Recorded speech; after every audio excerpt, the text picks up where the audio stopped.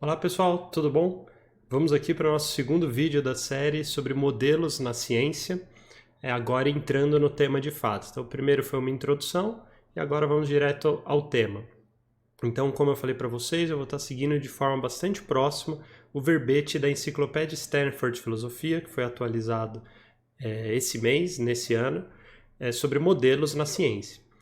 A discussão deles ali começa com um problema da semântica, que eles estão chamando de semântica, modelos e representação. Então, se vocês pegarem lá para ler a discussão desse trecho, ela é uma discussão que eles passam de forma introdutória rápida e depois vão discutindo uma série de modelos que diferem entre si pela forma como eles representam a realidade. Tá? Então, a minha estratégia aqui vai ser aprofundar um pouco mais o tema antes de entrar nessa discussão que eles propõem. Tá? Por quê? É uma questão de determinadas referências filosóficas nem todo mundo tem, determinadas referências de outras áreas do conhecimento nem todo mundo tem. Então seria uma estratégia pedagógica aqui para a gente estar discutindo de forma mais nivelada os problemas que eles estão colocando lá. Eu acho que eles passaram muito rápido por isso. Então, essas adições, essas coisas a mais, como eu falei para vocês no vídeo de introdução, é uma das contribuições que eu espero trazer com essa série de vídeos para vocês. Então, bom, nessa parte de semântica, modelos e representação, o que eles estão discutindo? Qual que é esse problema semântico aí que existe nas questões dos modelos? Então, a gente vai começar com um exemplo mais engraçadinho e depois vou trazer um problema bastante do mundo real para vocês. Então, o exemplo primeiro, mais bonitinho, é esse aqui. Então, nessa imagem vocês estão vendo o meu cachorro, né? Então, é um cachorrinho super fofinho e, muito bem, uma forma de representar esse ser vivo é com a palavra cachorro, por isso semântica, né? Então, a palavra cachorro, nesse contexto aqui que a gente está fazendo referência, está representando esse animal que a gente está vendo na imagem. Então, a palavra está fazendo referência a ele. Um outro jeito de representar esse mesmo ser vivo seria com o nome dele. No caso, o nome dele é Polengo, vem de polenguinho. E aí, nesse contexto aqui que a gente está, a palavra Polengo também está representando esse ser vivo que nós estamos vendo. Certo, e daí? Bom, primeiro ponto, se a gente for ser rigoroso, a gente não está vendo aí o Polengo, a gente está vendo uma fotografia do Polengo. Essa fotografia do Polengo é também um modelo, também é uma forma de representar, também é uma forma de comunicar como que é esse ser vivo que existe no mundo real. Se a gente quisesse ver ele diretamente, bom, dá para fazer isso. Então, eu pulei. Ei, garotão, vem cá. Vem cá, vem aparecer no vídeo com o papai. Vem aparecer no vídeo com o papai. Pulengo tá preguiça hoje. Aqui. Então, olá, fala oi, Pulengo. Fala oi, garotão. Então, esse aqui é o Pulengo. Ele tá preguiça hoje, por isso que não subiu aqui rápido. Fala oi. Aí, garotão. Então, esse é o Pulengo real, né? Sem uso de nenhuma palavra, sem uso de nomes a mais. É claro, eu tô vendo ele no mundo real. Eu tô vendo ele diretamente, ou não. A gente vai discutir isso. Mas vocês estão vendo um vídeo que não é muito diferente de uma imagem, também é algo em duas dimensões, também não é o ser vivo real. Mas enfim, esse é o problema de comunicação, tá? É um problema de comunicação no limite e como que a gente representa aquelas coisas que a gente quer fazer referência por meio de alguma linguagem. As palavras fazem isso, as fotografias é outro jeito de fazer, o vídeo é outro jeito de fazer, mas esse é um problema geral. Os modelos vão ser um ponto específico desse problema mais geral. Então, os modelos também são uma forma de comunicar, eles também são uma forma de representar algo que existe no mundo real, ou às vezes nem no mundo real, pode ser até no mundo abstrato, né? Como o caso da matemática. Um modelo matemático ele representa algo que está no mundo abstrato. Tem toda uma discussão filosófica sobre isso, de filosofia da matemática, eu não vou ir mais a fundo, eu estou colocando o problema para vocês. Muito bem. Vamos dar passos, então, no sentido de problemas de escala maior, problemas do tipo que essa série de vídeos foi feita para resolver. O primeiro exemplo foi mais uma brincadeirinha, né? Uma forma divertida de apresentar esse tema, mas vamos para um caso do mundo real, um caso muito presente, muito importante. Então, aqui nós temos, novamente, uma fotografia, também é uma forma de representar algo no mundo real, que é uma fotografia do planeta Terra. Muito bem. Como a gente sabe, tem um debate aí que existe só na internet, né? Aquelas maravilhas que só o debate público consegue trazer pra gente, sobre se a Terra é plana ou se a Terra é um globo. É óbvio que a Terra é um globo.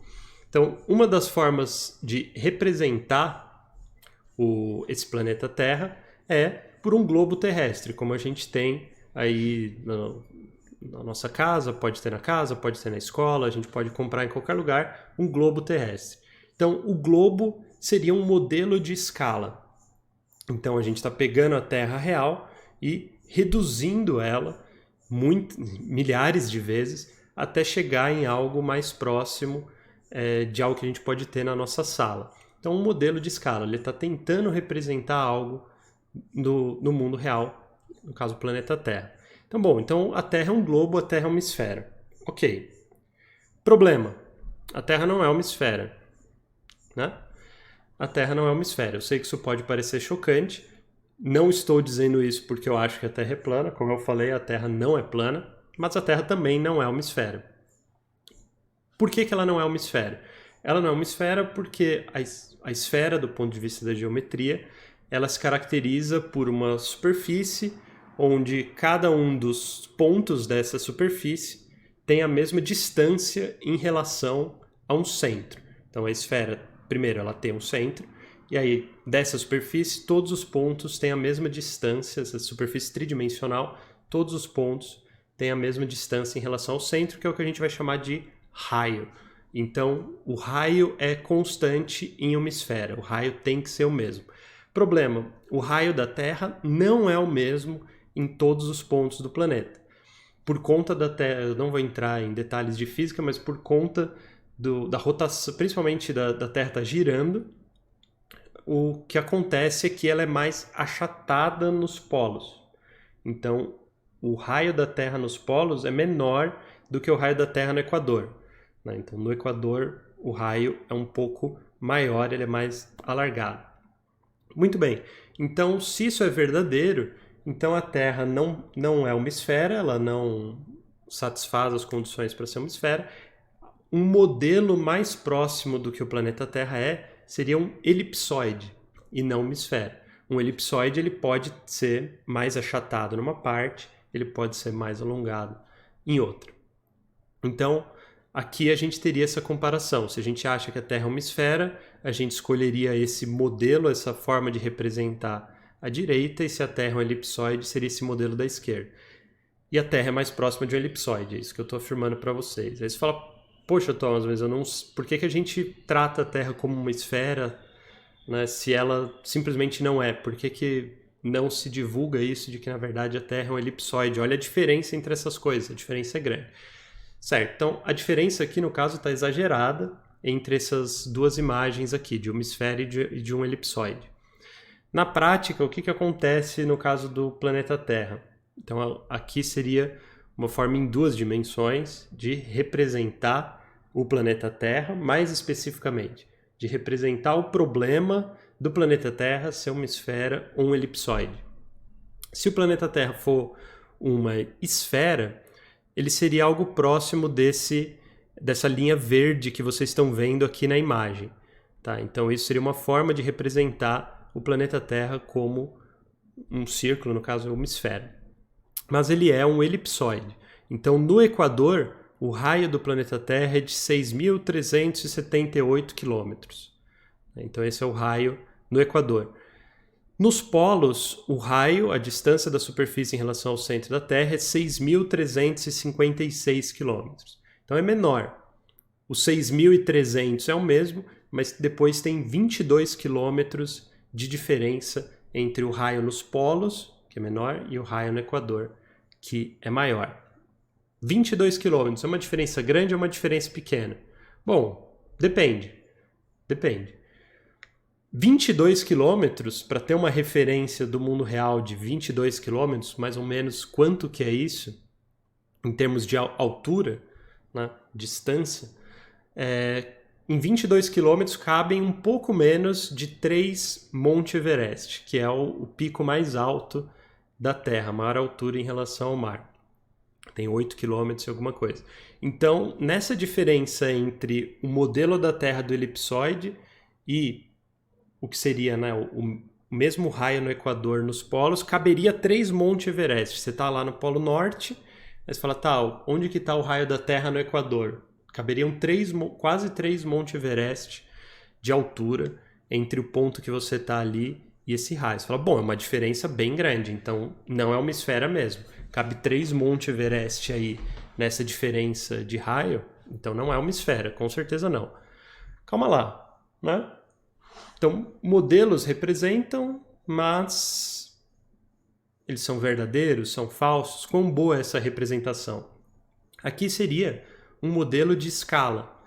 Então, essa forma de representar aqui em 2 dimensões que a gente está vendo, o objetivo dela é destacar a diferença. Então, é um modelo feito para que você enxergue a diferença. O raio do Equador é maior, o raio nos polos é menor. O exemplo que eu trouxe do Monte Everest também está entrando aqui para representar essa diferença, destacar essa diferença, fazer com que a gente entenda essa diferença que existe do formato da Terra. Já esse outro modelo é um modelo mais com outro objetivo, é um modelo de escala. Ele não quer que a gente enxergue a diferença e entenda a diferença. Ele quer que a gente entenda a escala da diferença, a proporção da diferença. Então ele está representando a mesma coisa, mas com outro objetivo.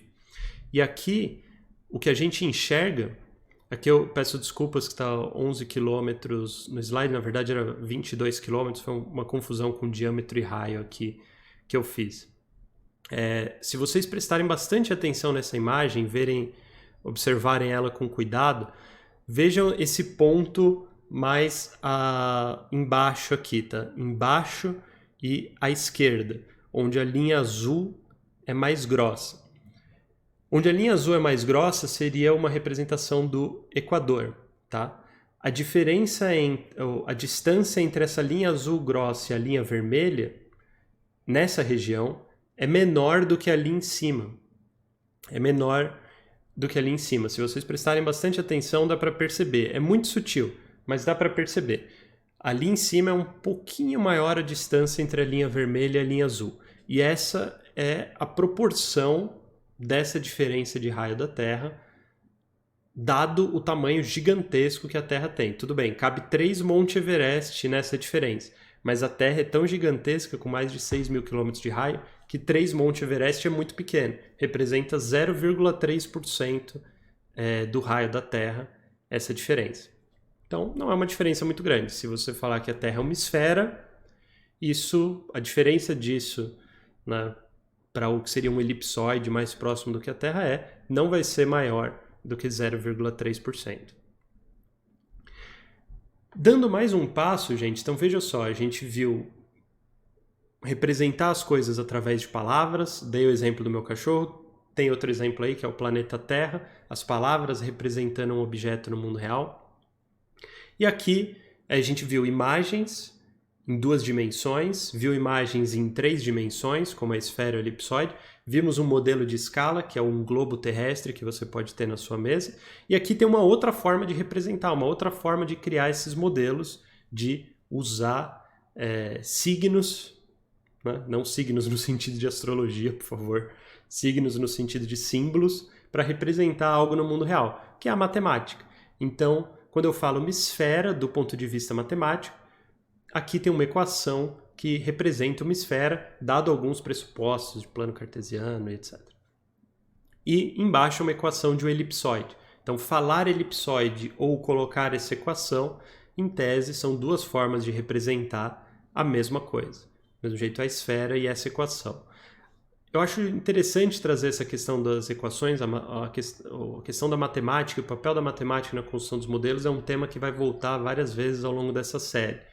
E aqui fica mais claro, eu acredito, o problema semântico e por que o verbete da enciclopédia Stanford começa colocando o problema semântico nessa discussão dos modelos.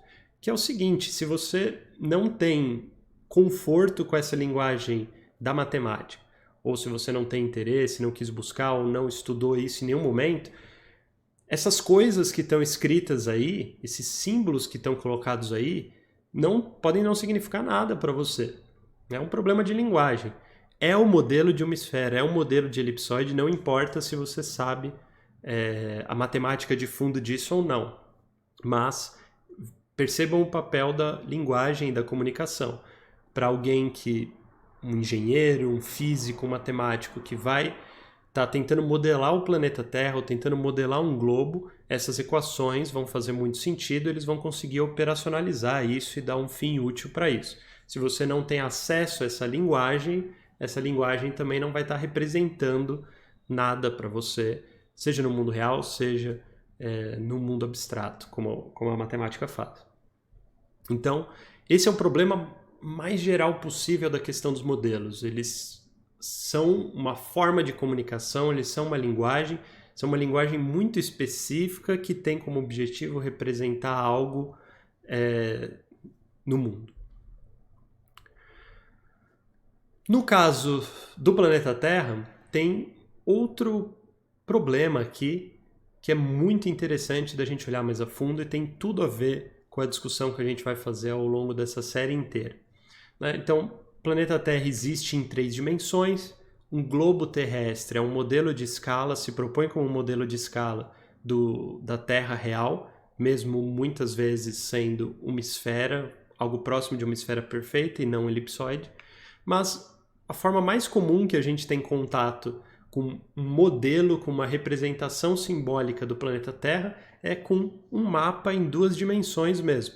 Então, no caso aqui, a gente está vendo uma projeção de Mercator em 2 dimensões do que seria o planeta Terra real. Onde que a gente tem bastante contato com isso? Com o problema das projeções em geral. Então, como a Terra é um objeto tridimensional, a gente não tem como representar esse objeto tridimensional de forma perfeita, sem nenhuma distorção, sem nenhuma perda de informação em 2 dimensões. Alguma falha, alguma imprecisão, alguma informação não vai ser comunicada quando a gente traduz esse objeto de 3 dimensões para um objeto de 2 dimensões. Do mesmo jeito que uma fotografia de 2 dimensões nossa não consegue pegar todos os elementos do nosso corpo. Alguma coisa vai ficar de fora. Então, aqui tem diferentes projeções, diferentes mapas possíveis. O mapa que a gente tem mais contato é essa projeção de Mercator. Então, é um mapa conformal. Qual que é o critério de um mapa conformal? Ele preserva o ângulo. Então, se você tem, por exemplo, uma rua, em um mapa conformal, o ângulo dessa rua vai ser preservado. Mas pode ser que você perca alguma coisa das distâncias. Então, não de forma surpreendente, o principal contato que a gente tem com a projeção de Mercator, e com essa projeção 2D é quando a gente usa o GPS. Então você está lá usando o Google Maps. Como o Google Maps tem satélite, a gente não costuma ler sobre essas coisas, a gente pode achar que, de forma ingênua, que na hora que a gente abre o GPS, aquilo ali, o trajeto que ele está traçando, a forma como o próprio Google está olhando para aquilo, é olhando para o que seria a Terra tridimensional. Ele está olhando para as 3 dimensões. Mas na verdade não. O Google Maps usa um modelo em 2 dimensões do planeta Terra, que é a projeção de Mercator, com algumas sutilezas. Lá tem 1000 variações, nessas projeções. Eles escolhem uma específica. E vocês podem fazer esse teste, em qualquer celular aí ou no navegador de vocês, façam esse teste. Vai lá no Google Maps, só abre o Google Maps, vai aparecer, ele vai estar focado mais ou menos em uma cidade, talvez no seu bairro, dependendo de como você coloca as configurações, mas você vai estar olhando para as coisas, parece estar tudo mais ou menos na proporção de que elas são no mundo real. agora vai tirando o zoom até ficar no mínimo, no zoom, menor zoom possível que o Google Maps permite. Aqui eu tirei um print screen do que acontece, né? Eu tirei todo o zoom e joguei lá para a parte norte, né, do planeta, para a gente ver como que o Google Maps representa isso. E vejam só que curioso, é uma projeção de Mercator. Ela distorce, nos polos, ela distorce muito mais do que na região do Equador. Então, uma projeção de Mercator no Equador, as distâncias vão parecer muito boas e os ângulos vão estar corretos. Quando a gente vai subindo para o Polo Norte, né, ou descendo para o Polo Sul, essa projeção a distância vai ficando cada vez mais distorcida, o ângulo continua preservado, mas a distância fica cada vez mais distorcida. Então a Groenlândia não é nem perto desse tamanho, aqui ela parece gigantesca, esses territórios no norte do Canadá também aparecem gigantescos, mas eles não têm esse tamanho no mundo real. Isso é uma distorção da projeção de mercado. Por que o Google Maps usa isso e GPS em geral usa isso? Porque em pequena escala, então quando você está no tamanho de um bairro, de uma cidade, isso não vai ser relevante e a projeção de Mercator ela preserva os ângulos. Então eu preciso fazer uma curva direita. Aí ele está me dizendo que vai ter uma entrada direita aqui com determinada inclinação. Essa inclinação vai estar preservada, vai estar exatamente igual. A distância não vai estar 100% perfeita, mas a inclinação vai estar. E isso, para um mapa, é determinante para a gente ter referências e conseguir se deslocar. E também a gente não vai fazer grandes trajetos, então a gente não percebe isso. Vejam, é uma representação falsa, é uma representação distorcida do mundo real, mas ela serve a um fim útil, tão útil que muita gente pode achar que aquilo não é um modelo do planeta, aquilo não é uma projeção do planeta, aquilo são satélites olhando, né, para o planeta Terra como ele realmente é, né, olhando para a realidade crua. Então, vejam só, toda a projeção de Mercator tem essa distorção, a Rússia fica gigante, a Groenlândia, o Polo Sul, né? Então, quanto mais próximo dos polos, maior vai ser a distorção. Qualquer outra projeção que a gente pensar, ela também vai estar errada nesse sentido, ela vai ter alguma distorção grande. Nem por isso elas são inúteis, e esse é um ponto que eu acho que é uma mensagem determinante, tá, desse primeiro vídeo. Não é porque um modelo não representa de forma perfeita aquilo que existe no mundo real, que ele é inútil, que ele deve ser descartado, que ele é irrelevante. Muito pelo contrário, a gente usa o GPS aí todo dia, mesmo ele sendo baseado numa projeção que tem distorções gigantescas. E isso é válido para toda discussão de modelos científicos. Tá? Então, seja na física, na química, na economia, na sociologia, enfim, qualquer área, tá? A gente vai estar criando modelos, a gente vai estar se propondo a discutir modelos. Praticamente todos eles, a gente vai chamar eles de falsos, porque eles vão pecar, eles vão representar de forma equivocada em algum momento, mas nem por isso eles são inúteis, a gente precisa saber mais sobre o modelo antes de bater o martelo nessa decisão que aquele modelo não tem utilidade nenhuma, ele não tem uma razão de ser, ele não comunica algo real, algo importante. Então, essa é a discussão mais geral, uma discussão importantíssima para a gente vai ter muitos vídeos para explorar isso com profundidade. Aqui a gente está vendo um olhar muito superficial. Só para assustar vocês, caso nunca tenham visto isso de diferentes projeções, diferentes modelos do planeta Terra, aqui são diferentes modelos, não de projeções 2D, então projeção 2D tem a projeção de Mercator é um exemplo, mas tem várias outras como eu acabei de mostrar, mas aqui são diferentes modelos da Terra em 3 dimensões, né, o que seria esse elipsoide da Terra. Então, tem muitos modelos diferentes que já foram pensados ao longo da história, o que o principal utilizado, que é uma referência aí para o GPS, para os nossos sistemas de GPS, é esse modelo WGS-84. É um modelo de elipsoide, ele também não é a Terra real, ele também tem distorções, mas ele é bastante próximo da Terra real. Tem vários outros aí, vale a pena quem ficar curioso dar uma olhada nisso, é super interessante. Então, assim, só um comentário a mais.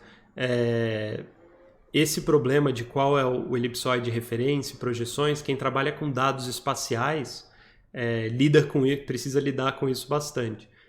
Eu já trabalhei com isso algumas vezes, tenho projetos que usam dados espaciais para o futuro também. Participei do curso de econometria espacial lá da Unicamp 2 vezes também.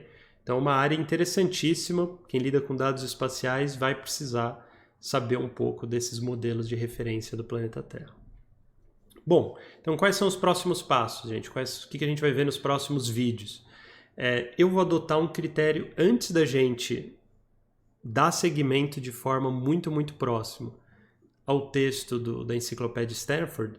Eu quero antes adotar um critério pedagógico de classificação de modelos para que vocês tenham mais referências e que a gente esteja mais nivelado sobre essa prevalência dos modelos, esse problema geral da comunicação, o que é esse negócio dele fazer referência no mundo real, a utilidade de modelos, enfim. Tá? Qual que é esse critério pedagógico? Eu vou dividir os modelos em geral baseado no seguinte critério: o quanto de agência humana, o quanto de interferência, o quanto de liberdade, o quanto de escolha e consciência a gente tem sobre esse modelo que a gente está usando.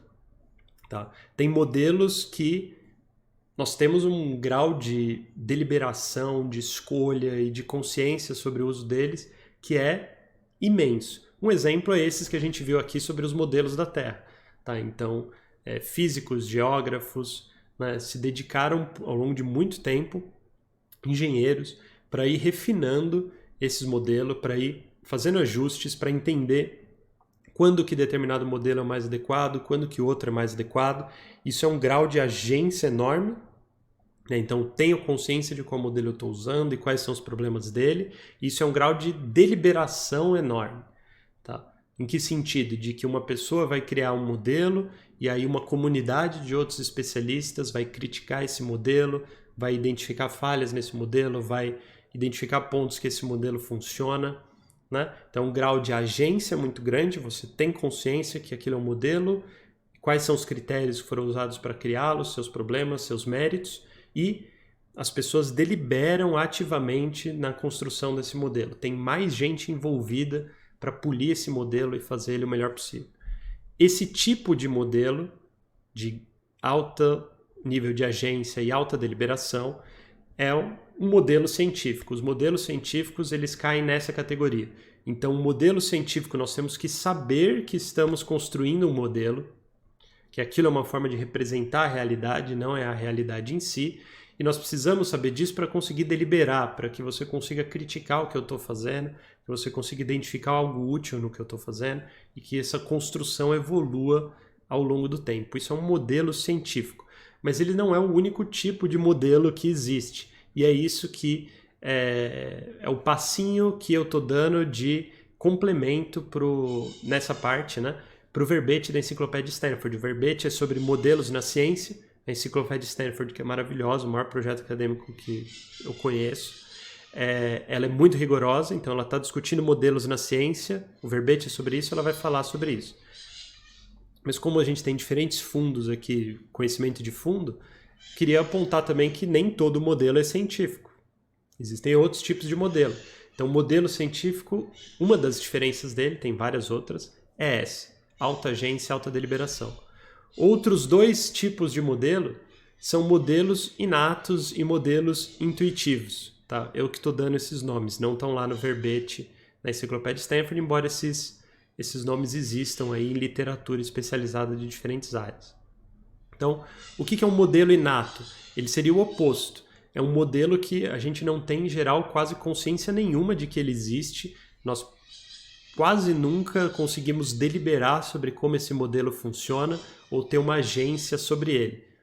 Thomas, tá meio estranho isso, não estou entendendo. Calma que vai ter um vídeo só sobre isso, inclusive é o próximo vídeo. Eu quero discutir um vídeo só para discutir modelos inatos com vocês, dar vários exemplos, tá? Não é um só, tem vários. Então a gente nasceu, tem uma série de modelos que de forma inata vão sendo construídos na nossa cabeça para que a gente consiga ter uma vida funcional, que a gente consiga enxergar, que a gente consiga se comunicar uns com os outros, para que a gente consiga coordenar nossas ações. Então tem uma série de modelos que são inatos. E no meio termo entre os modelos inatos e os modelos científicos, existem os modelos intuitivos. Então, se o modelo inato a gente quase nunca escolhe sobre ele, não tem deliberação nenhuma sobre eles, os modelos intuitivos, às vezes a gente tem consciência de que eles estão lá, às vezes não. Difere de pessoa para pessoa, pode diferir algumas coisas de sociedade para sociedade, de contexto para contexto, né? Então, também teremos um vídeo só sobre modelos intuitivos, como que eles funcionam, o que que eles são, para que servem, qual é a diferença com os outros dois tipos, enfim, discutir isso mais a fundo.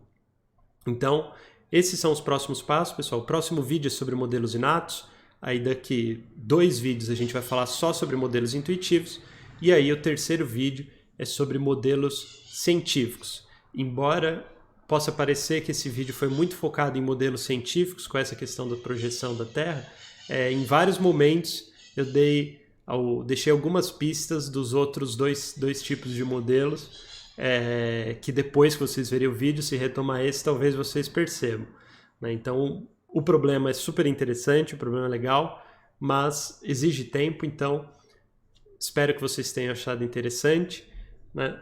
Gostou? Não gostou? Comenta aqui, dá seu comentário, faça sua crítica, faça seu elogio, que eu tento melhorar para os próximos vídeos. Se inscreva no canal para acompanhar os próximos vídeos sobre modelos inatos, intuitivos e chegar nos modelos científicos, que é o nosso principal tema. Compartilhe com seus amigos, eu agradeço muito toda a ajuda de vocês. Esse projeto é feito para vocês. Ficarei muito feliz de saber se vocês estão achando interessante. Valeu, pessoal. Até o próximo vídeo, que deve sair rapidinho. Valeu!